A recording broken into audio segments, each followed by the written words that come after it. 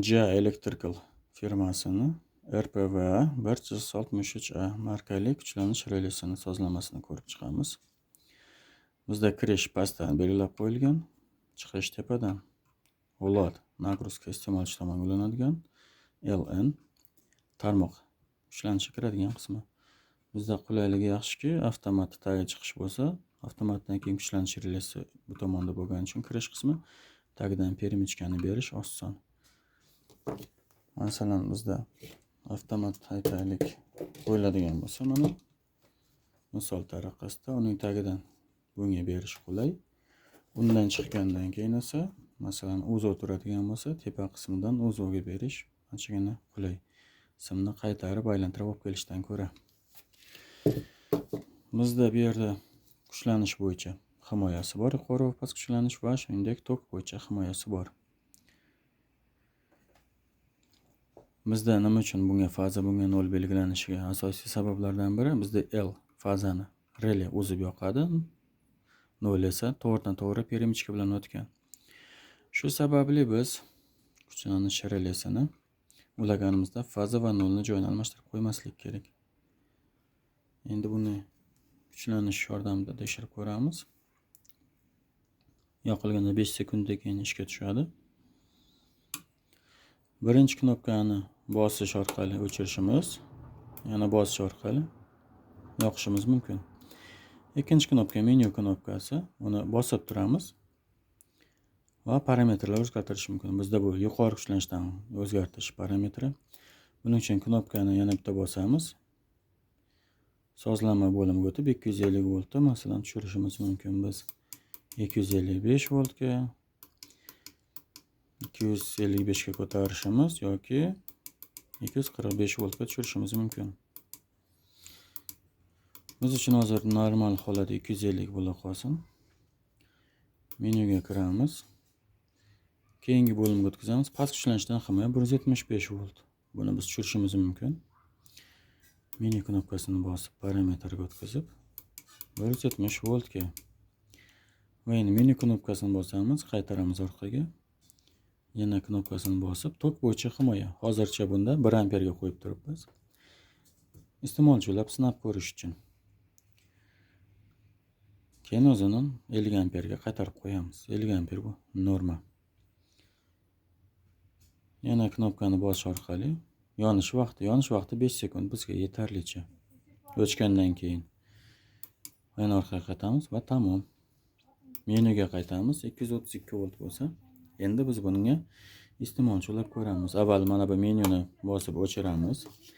Bundan keyin mana bu iste'molchimiz taxminan 1 amper atrofida oladigan suv isitgichimizni ulaymiz. Buni ulab, qani kuchlanish yoqamiz.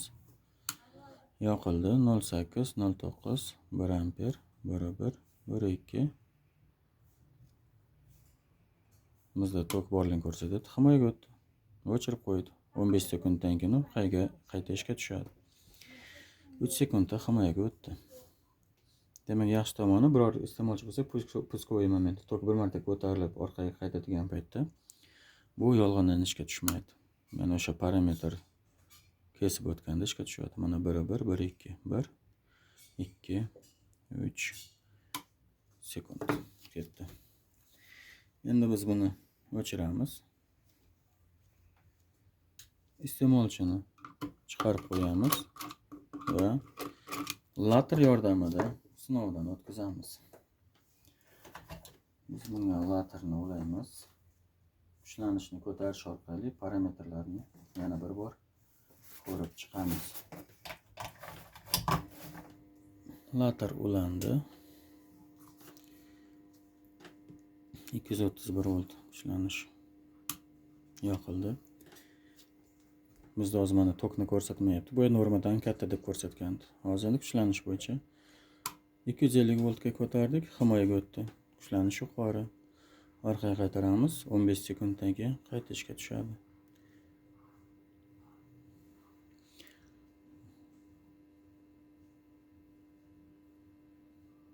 4, 3, 2, 1, 0. Kuchlanishini sekin ko'taramiz. 51 volt o'tganda tushdi. Endi kuchlanishni tushiramiz 220 ga. Mayli 200 dan ham tushirib qo'yaylik. Bu yerga normamizga 170 qo'yganmidik, 175 mi? Hozir ko'ramiz nechida ishga tushadi. 2 1 ishga tushdi. Kuchlanishni tushiramiz endi. 198 95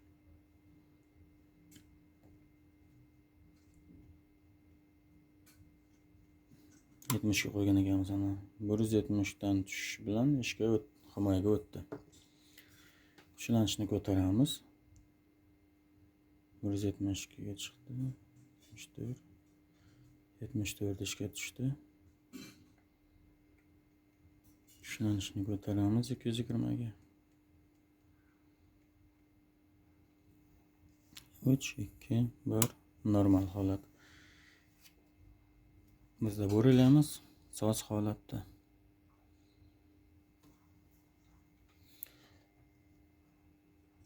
O'chiramiz. Yoqamiz.